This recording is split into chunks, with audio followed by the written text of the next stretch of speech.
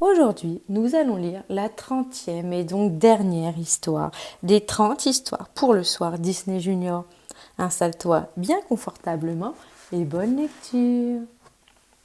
La garde du roi lion, je ne regirai plus jamais. Un matin, les hyènes partent en chasse sur la terre des lions. Depuis le ciel, Ono les repère et prévient Kion juste à temps pour que la garde porte secours à Nala. Laissez ma mère tranquille, hurle Kion avant de pousser un rugissement assourdissant. Terrifiés, les hyènes prennent la fuite. Kion a rugi si fort que la terre a tremblé et que Ono a perdu toutes les plumes de sa tête. Nala est même tombée dans une crevasse qui s'est ouverte dans le sol. Heureusement, Kion a pu la rattraper à temps. Plus tard, le Loncio se rend dans la grotte des lions avec ses amis. Il contemple les peintures qui représentent son grand-oncle Scar. Lui aussi possédait le don d'un rugissement puissant, mais il l'a utilisé pour faire le mal. La première fois que Kion a rugi de la sorte, Simba, son père, l'a prévenu. Il ne doit pas utiliser son don quand il est en colère, sous peine de finir comme Scar. « Kion, ton rugissement est extraordinaire, lui dit Bunga, qui l'a rejoint devant le mur. Mais Kion n'en est pas si sûr. Il va se promener avec Bunga et lui fait part de ses doutes. « J'ai peur de rugir, avoue-t-il. J'ai besoin d'en parler avec ma mère.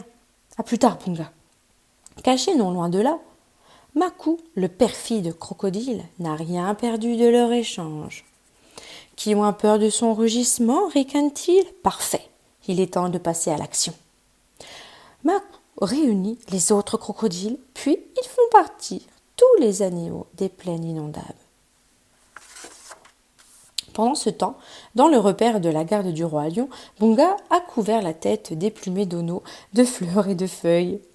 Il est interrompu par Fuli. Elle a vu les animaux chassés des plaines inondables. Ono s'envole aussitôt pour retrouver Kion, tandis que Bunga, Fuli et Besht bloquent l'avancée des crocodiles.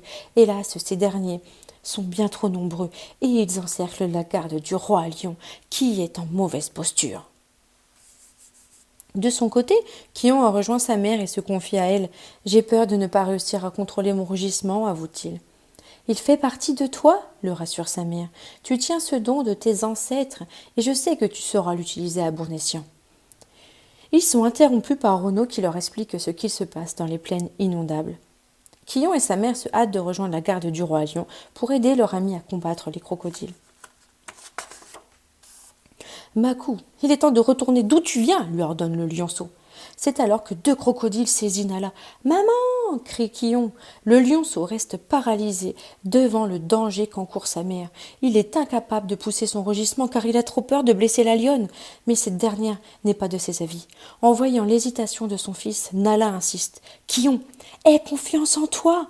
l'encourage-t-elle. À ces mots, le lionceau libère un extraordinaire rugissement qui projette Makou et sa bande dans les airs, laissant Nala seule, debout. Un grand sourire aux lèvres. Les crocodiles en déroute, les plaines inondables sont enfin sûres. « C'était incroyable !» s'exclame Bunga. « J'avais juste besoin de croire en moi !» réplique Kion fier de lui. Et comme une bonne nouvelle n'arrive jamais seule, Ono, qui a perdu sa coiffe de fleurs durant son vol, constate que ses plumes sont déjà en train de repousser. N'hésite pas à regarder une autre vidéo pour une autre histoire. À bientôt.